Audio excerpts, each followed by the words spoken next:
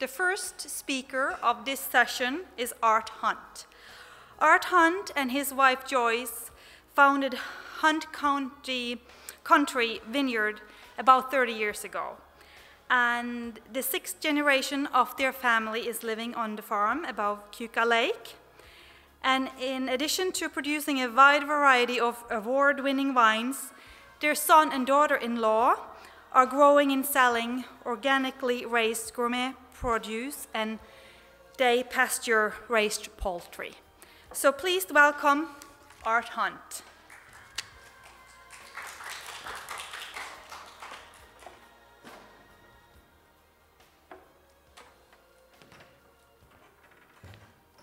Thank you, Elizabeth.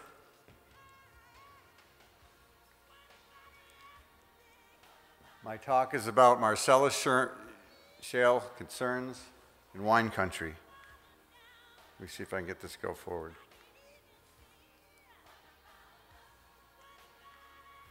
How do I advance? There we go. Finger Lake's unspoiled beauty, clean water. This picture was taken by Steve Knapp on Cuca Lake. He does beautiful photography. This is Eggleston's Gully on Cuca Lake, more clean water. I read a book recently called Water by Mark de Villiers. Only 2.5% of all the water on Earth is fresh water. And of that 2.5%, most of it is locked up in the glaciers, which are melting. Of the remaining 1% of the water, most of it is polluted. It's been polluted by agricultural chemicals, fertilizer, industrial sewage, and industrial chemicals, and also a lot of salt has polluted the waters. Water is said to be the oil of the 21st century. We live in the middle of a significant proportion of the remaining clean water, and we take it for granted. As the western U.S. and many other parts of the world run out of clean water, it's apparent to me that the Finger Lakes is going to become, once again, the breadbasket of the Northeast. We can't afford to lose another acre of farmland.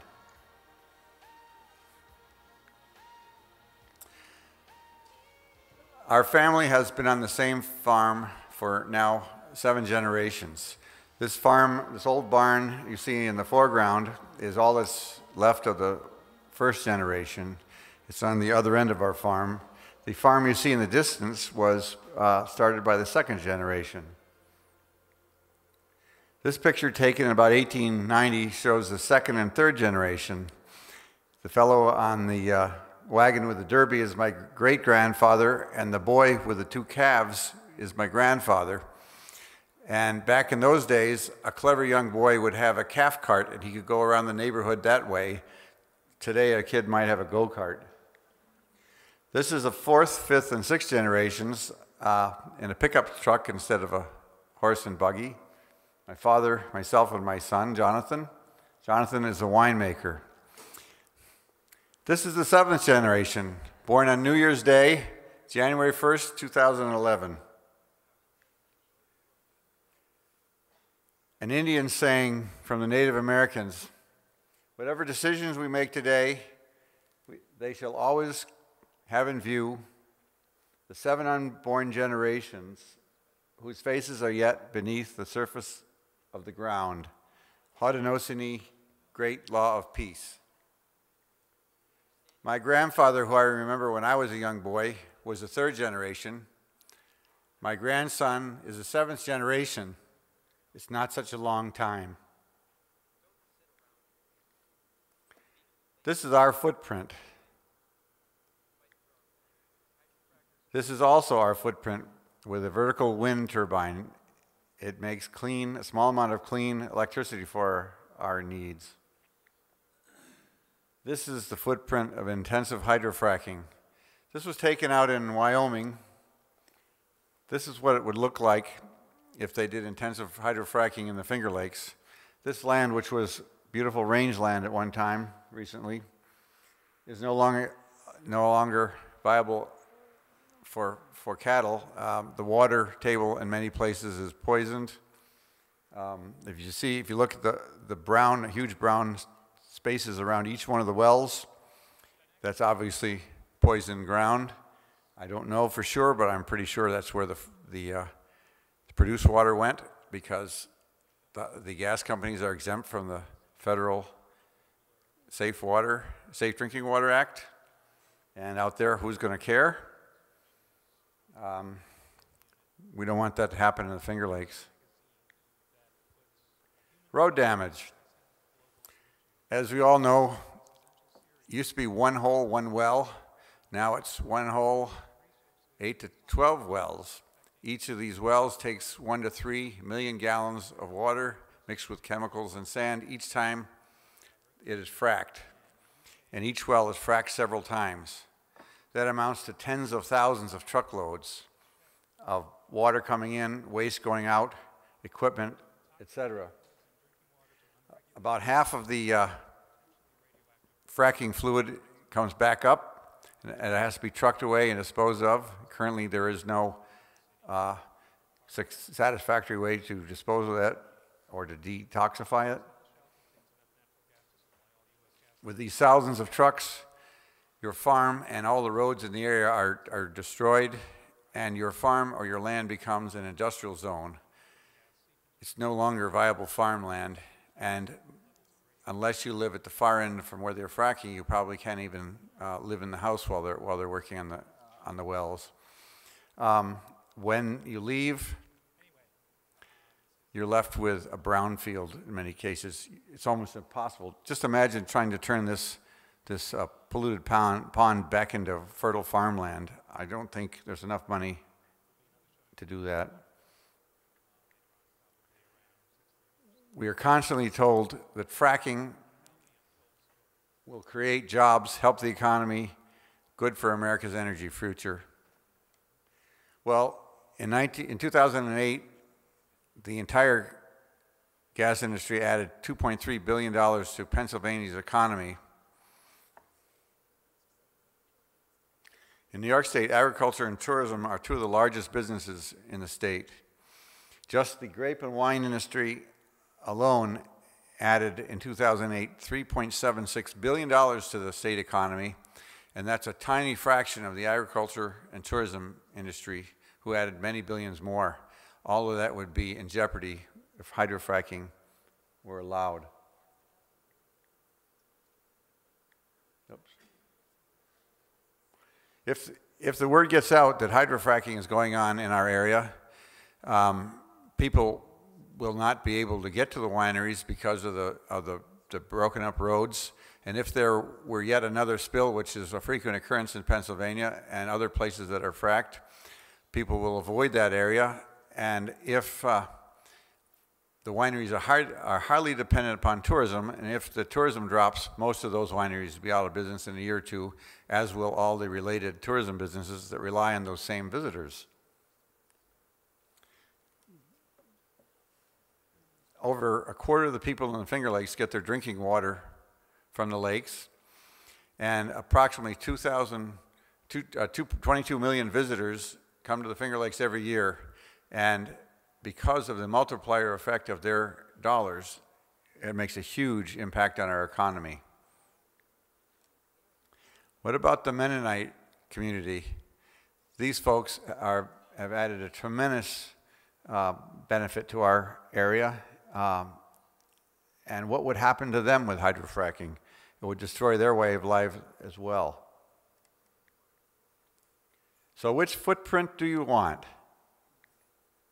One like this, or one like this? Most of the people I've talked to are not opposed to commercial gas exploration the conventional way, just the hydrofracking. It's about 1,000 times more invasive. We don't get a second chance. If our water's polluted, we can't unpoison it. So let's not allow hydrofracking in the state until and unless there are absolutely safe methods to extract it which don't damage the land, the water, the air, or the people. Never doubt that a small group of thoughtful, committed citizens can change the world. Indeed, it's the only thing that ever has. This is why we're here. Thank you very much.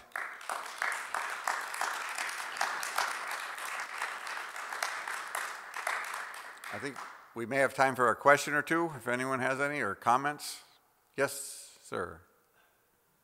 I have a question about whether the town that you're in, whether or not they've taken any steps to prohibit shale gas industrialization. I'm glad you asked. As a matter of fact, we are in the town of Jerusalem on Keuka Lake, and we have taken one of the early steps to put in place a moratorium which goes into effect on the day that the state moratorium expires, to run for a year. And we immediately formed a committee to study hydrofracking and to come up with recommendations for legislation to control or ban hydrofracking in our township. And I'm happy to say we are moving aggressively to come up with those regulations as soon as possible, both to protect our town and to hopefully act as a guide for other townships. And we are working with the Slotchys, lawyers from Ithaca, who will be speaking at about 8 o'clock tonight.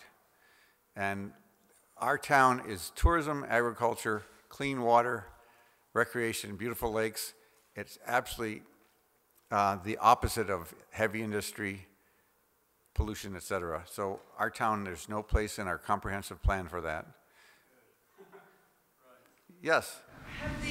This came up at, I don't know if it was you, at Watkins Glen, there was a forum, and there was somebody who had a winery. In any case, the question I had asked then is, are the wineries getting together? I mean, it seems to me that it would be very powerful if, being that there's so many wineries, if they all got together and could petition the state or, just unify. Well, to answer your question directly, the wineries on Keuka Lake are all opposed to it. A lot of them are not joiners. On Seneca Lake, they all heard a talk from a pro-gas person, and so they decided they didn't want to get involved. On Cayuga Lake, most of the people are opposed to it, and a number of people on wineries on Seneca Lake are opposed to it, and the more that learn about it, they're becoming opposed to it. And at that meeting near Watkins Glen, the main subject was discussing the LP gas storage facility, and I mentioned to them that the LP gas storage facility was an immediate problem, but the Marcellus Shale was a much larger problem, that they're all tied together.